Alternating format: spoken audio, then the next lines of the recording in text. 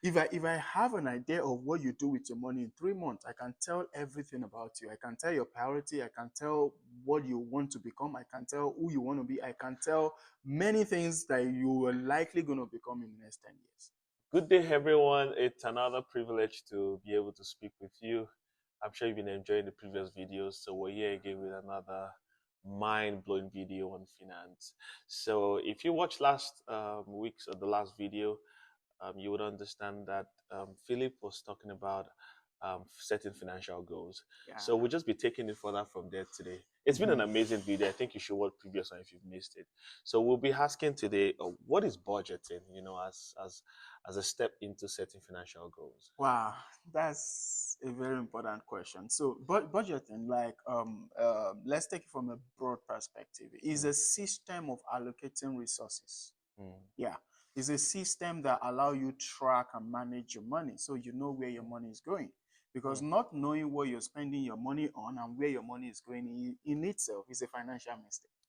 It's Yeah. like you're not able to predict your direction. You're not able to predict where you're headed. So if you don't know where your money is going, there's a high tendency that you don't even know Get what into you're trouble. doing. Yeah. You can just get into trouble anytime. You Mm, just spend anyhow. mm. Then people's priority is revealed in the way they spend money.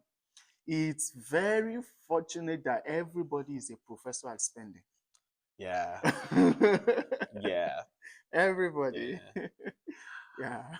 Okay. So, wow, that's crazy because I mean, when I earn money, I mean, even before earning, I already have plans of what I want to spend it on. Yeah. And then there's just that feeling of there's money now. If I have an idea of what you do with your money in 3 months, I can tell everything about you. I can tell your priority. I can tell what you want to become. I can tell who you want to be. I can tell many things that you are likely going to become in the next 10 years. Yeah, just by looking Wow. into your 3 month financial plan Wow. I think you should subscribe to that. Just you need to pay money for that so we could restructure what your future should look like. So again, so the next question, so how do we budget? Oh, great. So I'll explain two rules. Yeah.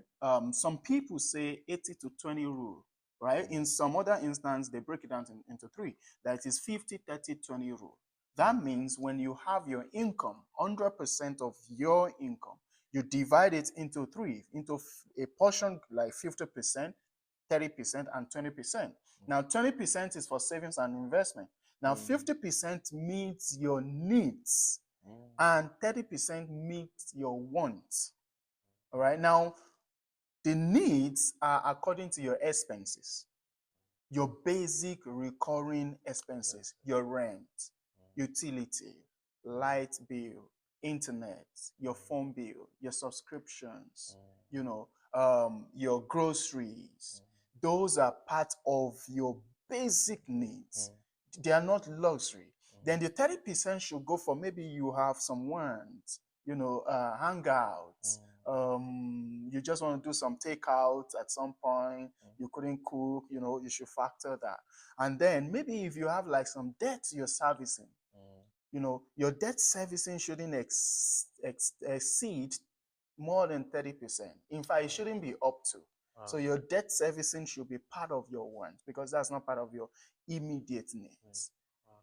So maybe insurance can be part of your needs too, right? Your car insurance, your health insurance, those are needs. So if you break all of these down, write it down and budget an amount according to your income, right?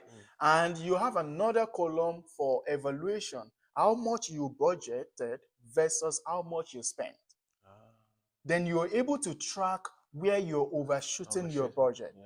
So the problem with people is that they set a budget and they don't come back to say, oh, how much eventually did I spend on this? Oh. Yeah. So the other column goes for evaluation. So you have three columns. One list, make a list of all your needs, your wants, and the other column allocates resources to it. Then the third column will be that you want to know how much eventually did I spend. If you allocate like $400 for my groceries, and eventually I spent $250, right? So I know that, oh, I went below my budget. But there is somewhere else where you budgeted like $300, and eventually you spend above that, and you're able to say, I end up spending $500 here. What's happening? And you're able to track the progress of what you're spending on. So what budgeting does, it gives you that ability to manage, to know where you're overshooting, where you're underperforming, what you need to do, how to re-strategize and all that. Yeah. I mean, this is beautiful. I think it was on Thursday, Mhm.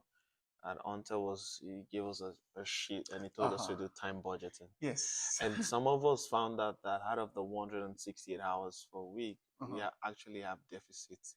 So Yes. it's like negative 16 hours. Yes. And then you find out why you're not meeting up with assignment and all.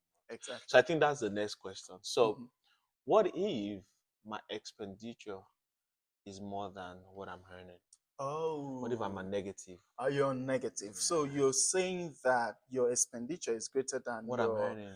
Like salary, my coach in the Global School of Money, he said that if your expenditure is greater than your income, he said your expenses will become your downfall.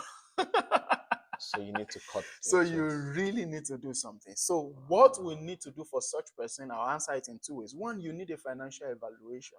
We need to know where your excesses are. You need to embrace financial discipline to handle some of your excesses. But in a situation whereby there are no excesses, there are people who just have a lot of Bills overwhelming problems. Beyond. So we then need to map out another strategy for you to have another streams of income. So in that case, we could advise that you take a good debt and have to build another streams of income, maybe an investment, or maybe let's say a business, right? If you don't own a property, you could go finance, get a mortgage, and then list your property on Airbnb, and that becomes like another side also where you can make some extra cash for you. And so that augments for what you the excess on your expense versus income ratio. Yeah. So that's like the best way to go So about it. I mean, a step further into this is like, what if your credit score is down and you're like dead? So you can't even take a debt. Let's say you're like $70,000 in debt, maybe no more credit card debts, and then you have like school, school debt, and like so like you can't even get loan. Go get loan. Then you take leverage.